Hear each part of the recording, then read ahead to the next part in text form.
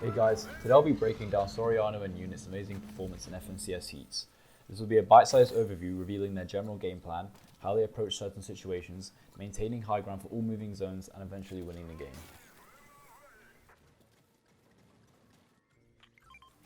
Firstly, they get Grotto uncontested, arguably the best POI in the map because of the Bruce's minigun, free launch pad and basically infinite shield.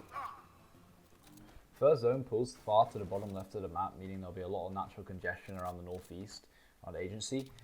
With the large mountainous area in first zone, Souriano and Unit smartly rotate in with no mishaps to put them in the best place to get Storm Surge, high on elevation, reducing the risk of enemies trying to engage them or getting tags.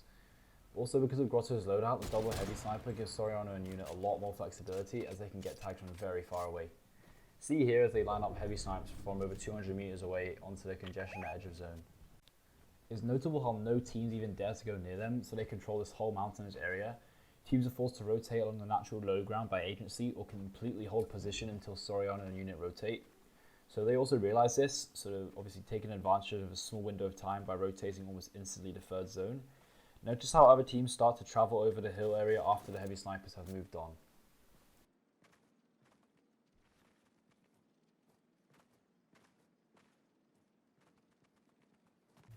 So eventually Souriano gets a headshot snipe to put them well above Storm Surge. They don't need to kill the full duo because they aren't in need of a refresh. They simply ramp up the pressure from 100 meters away until the duo disengages.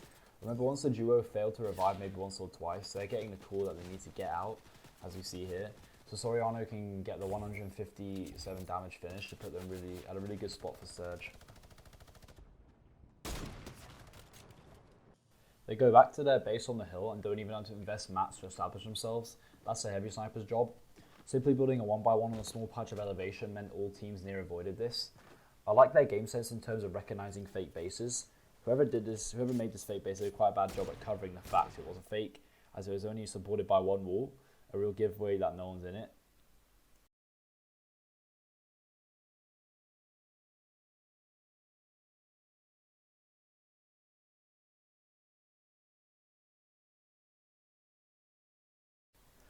Fourth zone, they get an uncongested edge and make a decent amount of space for themselves to prevent being ramped by teams.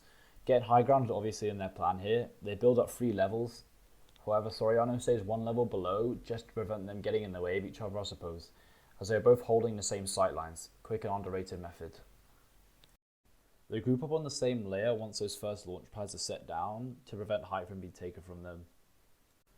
Luckily, they managed to get half and half in first moving. So the way they maintain height here is Unit pre-tops out in hard maps to prevent them getting broken down, of course. And Souriano is able to hold teams from the backside of the 6th zone. And then he cranked up a couple of layers to be higher than the enemy's padding. They then switch roles here, as now as the zone gets smaller, the minigun becomes more deadly. So Souriano tops ahead far in metal, hugging the left side of zone, so they really only have one direction of focus. They play a really nice split angle, as Souriano tops from the left to the right side, meaning they focus the choke point, covering the whole width of zone. Unfortunately, it goes back though. I love the synergy they both have with this split angle. So Unit stays at the back side of the zone here, playing a support role with the minigun, constantly spraying, forces the enemies to keep tarping forward to the front side where Souriano is. Notice how the majority of tarps have been coned. This usually doesn't happen as people want to save mats. With this split angle, Souriano gets really nice tags, but unfortunately didn't get any knocks. The constant pressure from both Souriano and Unit means they can maintain height for so cheap in terms of materials, just floor tarping and not letting any team get within a risk distance of 2 layers. Souriano and Unit aren't greedy either. With a crazy 20 people in the final zone, they know that the player count is going to die out really soon and they can secure the win. Without hearing their comms, I can tell they're very clean cut. They both drop at the same moment, shotguns out ready to finish off the absolute craziness going on in low ground.